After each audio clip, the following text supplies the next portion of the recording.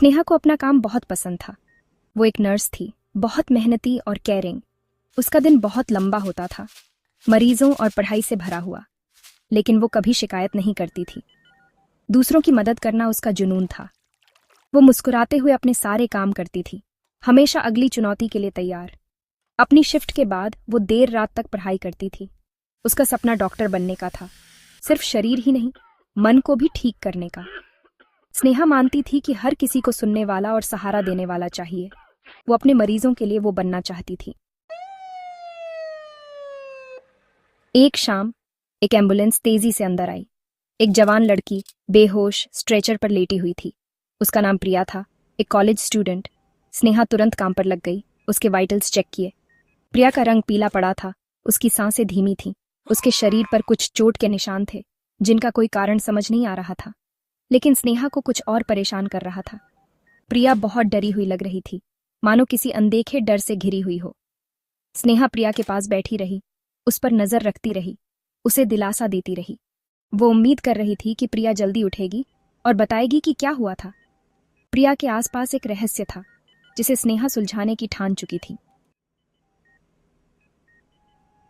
प्रिया को आखिरकार होश आ गया, लेकिन उसकी राहत ज्यादा देर तक नहीं रही। वो बहुत डरी हुई थी। उसकी नजरें कमरे में इधर उधर घूम रही थीं। वो तालों और किसी के उसे देखने के बारे में बुदबुदा रही थी। उसकी बातें उलझी हुई थीं, बेतुकी थीं। फिर भी वो एक गहरे डर की कहानी कह रही थी। स्नेहा धैर्य से सुनती रही, प्रिया के डर की पहेली को सुलझाने की कोशिश करती रही। प्रिया का डर साफ दिख रहा था, वो पूरे कमरे में घने कोहरे की तरह फैला हुआ था। स्नेहा जानती थी कि ये सिर्फ अस्पताल का डर नहीं था। प्रिया की बुदबुदाहट के पीछे कुछ भयानक छिपा था, जिसने उसे सदमे में डाल दिया था। स्नेहा ने इसका पता लगाने की ठान ली, प्रिया के लिए। स्नेहा अगले दिन प्रिया के हॉस्टल गई। वह जानती थी कि प्रिया के बारे में कुछ गहरा रहस्य छिपा हुआ है, जिसे उजागर करना बेहद जरूरी था। उसने उसकी वार्डन से बात की, एक दयालु महिला जो प्रिया के बारे में बहुत चिंतित थी। वार्डन ने बताया कि प्रिया पिछले कुछ हफ्तों से बहुत परेशान थी। वार्डन ने कहा कि प्रिया ने कई बार अजीब आवाजें सुनी थीं और उसे हमेशा ऐसा लगता था कि कोई उसे देख रहा है। उसने स्नेहा को प्रिया का कमरा देखने की इजाजत दे दी, कोई सुराग मिलने की उम्मीद में। स्नेहा ने कमरे में कदम रखा और चारों ओर देखा। वहां उसके तकिए के नीचे एक डायरी रखी थी। स्नेहा ने डायरी को उठाया और उसे खोलने लगी। स्नेहा ने उसे खोला, उसका दिल जोरों से धड़क रहा था। डायरी के पन्नों में प्रिया के डर और चिंताओं की कहानियां भरी हुई थीं। शब्द बाहर निकल रहे थे, डर और चिंता से भरे हुए। प्रिया ने लिखा था कि उसे रातों की नींद नहीं आती थी। प्रिया ने रातों की नींद ना आने और लगातार किसी के देखने का एहसास होने के बारे में लिखा था। वह बहुत डरी हुई थी। उसे हमेशा ऐसा लगता था कि कोई उसे देख रहा है। वह हर समय चौकन्नी रहती थी, लेकिन उसे समझ नहीं आता था कि यह सब क्यों हो रहा है। किसी के साए में छिपे होने के बारे में लिखा था। प्रिया ने कई बार अजीब साए देखे थे, जो उसे और भी डराते थे। डायरी प्रिया के परेशान मन की एक झलक थी। हर पन्ना उसकी खामोश तकलीफ का गवाह था। स्नेहा को समझ में आ गया कि प्रिया कितनी परेशान थी। हर पन्ना उसकी खामोश तकलीफ का गवाह था। स्नेहा ने डायरी के पन्नों को पलटते हुए महसूस किया कि प्रिया की तकलीफें असली थीं। स्नेहा जानती थी कि उसे कुछ महत्वपूर्ण मिल गया है। प्रिया का डर असली था, जायज था। उसे अब प्रिया की मदद करनी थी। प्रिया का डर असली था, जायज था। कोई उसे डरा रहा था, और स्नेहा यह पता लगाने की ठान चुकी थी कि वो कौन है। कोई उसे डरा रहा था, और स्नेहा यह पता लगाने की ठान चुकी थी कि वो कौन है। वह जानती थी कि उसे प्रिया के लिए न्याय पाना है, और स्नेहा यह पता लगाने की ठान चुकी थी कि वो कौन है। वह किसी भी कीमत पर प्रिया की मदद करने के लिए तैयार थी।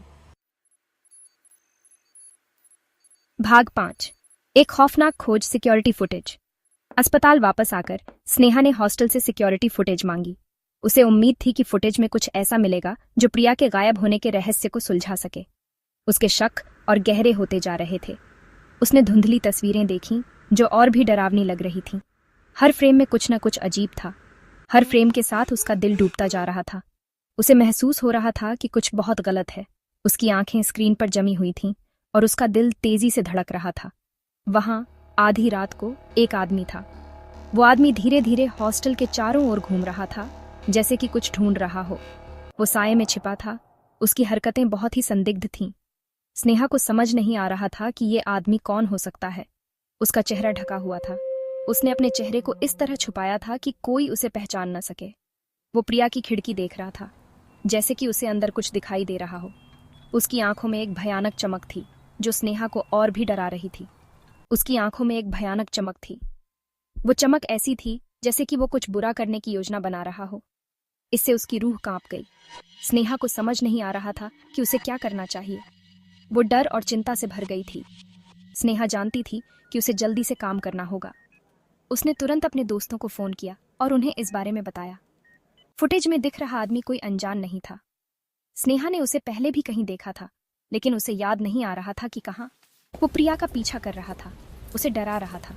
उसकी हरकतें बहुत ही डरावनी थीं और स्नेहा को समझ नहीं आ रहा था कि वो क्या करे। उसे निराशा की कगार पर धकेल रहा था। स्नेहा को लग रहा था कि वो कुछ भी नहीं कर सकती। उसकी आंखों में आंसू आ गए थे। स्नेहा का खून जम गया। उसे समझ नहीं आ रहा था कि वो क्या करे। वो पूरी तरह से डर गई थी। वो जानती थी कि यह सिर्फ एक मजाक नहीं था, ये बहुत ही गंभीर मामला था और उसे तुरंत कुछ करना होगा। ये एक शिकारी था जो अपने शिकार के करीब पहुंच रहा था। स्नेहा को समझ आ गया था कि उसे जल्दी से कुछ करना होगा, वरना बहुत देर हो जाएगी। भाग 6। आधी रात का पीछा, स्टॉकर का सामना। यह एक ऐसी रात थी जो स्नेहा और वार्डन के लिए बेहद महत्वपूर्ण साबित होने वाली थी। उस रात स्नेहा वार्डन के साथ प्रिया के हॉस्टल रूम के बाहर इंतजार कर रही थी। दोनों के चेहरों पर चिंता और तनाव साफ झलक रहा था। वे जानते थे कि यह रात कुछ अलग थी। स्टॉकर वापस आ गया था, अपनी पिछली कामयाबियों से उत्साहित। उसकी चालें और भी खतरनाक हो गई थीं और वह अपने अगले शिकार की तलाश में था। उसने ताला तोड़ने की कोशिश की। उसकी हरकतें अभ्यास और खामोशी से भरी थीं। वह जानता था कि उसे क्या करना है और कैसे करना है, लेकिन इस बार वह गलत था। स्नेहा और वार्डन हरकत में आ गईं। उन्होंने बिना समय गवाए स्टॉकर का सामना किया। उनकी आंखों में दृढ़ता और साहस था। स्टॉकर चौंक गया और भागने लगा। उसे उम्मीद नहीं थी कि कोई उसका सामना करेगा और वह डर के मारे भागने लगा। एक पीछा शुरू हुआ। स्नेहा की नसों में एड्रेनालाइन दौड़ रहा था। वह जानती थी कि उसे इस बार स्टॉकर को पकड़ना ही होगा, चाहे कुछ भी हो जाए। उन्होंने उसे हॉस्टल के गेट के पास घेर लिया। आसपास के लोग भी इस घटना को देखकर चौकन्ने हो गए और मदद के लिए आगे आए। उसका चेहरा गुस्से और डर से बिगड़ा हुआ आखिरकार सामने आ गया। वह जानता था कि अब उसके पास भागने का कोई रास्ता नहीं था। स्टॉकर ने संघर्ष किया, लेकिन स्नेहा उसे जाने नहीं दे रही थी। इस बार नहीं। उसकी पकड़ मजबूत थी और वह किसी भी कीमत पर उसे छोड़ने के लिए तैयार नहीं थी। जब तक प्रिया अस्पताल में असहाय पड़ी है, स्नेहा ने ठान लिया था कि वह इस बार स्टॉकर को सजा दिलवाकर ही रहेगी। उसकी आंखों में प्रिया के लिए चिंता और गुस्सा दोनों थे। उसकी पकड़ मजबूत हो गई, एक मां की रक्षा की भावना से प्रेरित। वह जानती थी कि यह लड़ाई सिर्फ उसके लिए नहीं, बल्कि उन सभी लड़कियों के लिए थी जो इस हॉस्टल में रहती थीं। जल्द ही पुलिस आ गई। दूर से सायरन बज रहे थे। पुलिस की गाड़ियां तेजी से हॉस्टल की ओर बढ़ रही थीं और स्नेहा को राहत की सांस मिली। स्टॉकर को पकड़ लिया गया। उसके आतंक का राज खत्म हो गया। पुलिस ने उसे हथकड़ियों में जकड़ लिया और उसे ले जाने लगी। स्नेहा और वार्डन ने एक दूसरे की ओर देखा। उनकी आंखों में संतोष और जीत की चमक थी। भाग 7। प्रिया की रिकवरी, एक नई शुरुआत। स्टॉकर के जेल जाने के बाद हॉस्टल में शांति छा गई। डर जो हवा में व्याप्त था, गायब हो गया। प्रिया आखिरकार सुरक्षित ठीक होने लगी। बुरे सपने कम हो गए। उनकी जगह शांतिपूर्ण नींद ने ले ली। उसकी हंसी, जो कभी डर से खामोश हो गई थी, वापस आ गई। अस्पताल के गलियारों में गूंज रही थी। हॉस्टल, जो कभी डर की जगह थी, अब सुरक्षा का ठिकाना बन गया था। वार्डन ने कड़ी सुरक्षा व्यवस्था लागू की। सीसीटीवी कैमरे लगाए और दरवाजे मजबूत किए। प्रिया की घटना ने सभी को झकझोर कर रख दिया था, लेकिन इसने उन्हें एक साथ भी ला दिया था। डर के खिलाफ एकजुट, अपने लोगों की रक्षा के लिए एकजुट। भाग 8। शारीरिक देखभाल से परे स्नेहा का एहसास। जैसे जैसे प्रिया की सेहत में सुधार हुआ, स्नेहा को गहरी संतुष्टि महसूस हुई। उसने न केवल उसके शारीरिक घावों का इलाज किया था, बल्कि उसके परेशान मन को भी ठीक करने में मदद की थी। यह उसके जीवन का एक महत्वपूर्ण मोड़ था। स्नेहा ने महसूस किया कि एक स्वास्थ्य सेवा प्रदाता के रूप में उसकी भूमिका पट्टियों और दवाओं से कहीं आगे तक फैली हुई है। यह बिना आवाज वालों के लिए आवाज बनने के बारे में था, अंधेरे में खोए लोगों के लिए आशा की किरण बनने के बारे में। ये सतह से परे मानव पीड़ा की गहराई में देखने के बारे में था और कार्य करने का साहस रखने के बारे में, कुछ बदलाव लाने के बारे में। भाग 9। मूक गवाह। एक नर्स का प्रभाव। स्नेहा ने नए उद्देश्य के साथ अपना काम जारी रखा। वह अब सिर्फ एक नर्स नहीं थी, वह एक रक्षक थी, एक वकील थी, अपने मरीजों के अनकहे संघर्षों की एक मूक गवाह थी। वह जानती थी कि कभी कभी सबसे महत्वपूर्ण दवा एक सुनने वाला कान, एक दयालु हृदय और मानव लचीलेपन की शक्ति में अटूट विश्वास होता है। और इसलिए स्नेहा, समर्पित नर्स, एक मूक अभिभावक बन गई। इस बात का प्रमाण कि सबसे अंधेरे समय में भी साहस का एक छोटा सा कार्य ही सब कुछ बदल सकता है, क्योंकि कभी कभी सबसे महान नायक वे होते हैं जो चुपचाप, अथक और अटूट करुणा के साथ न केवल शरीर को बल्कि आत्मा को भी ठीक करने के लिए काम करते हैं।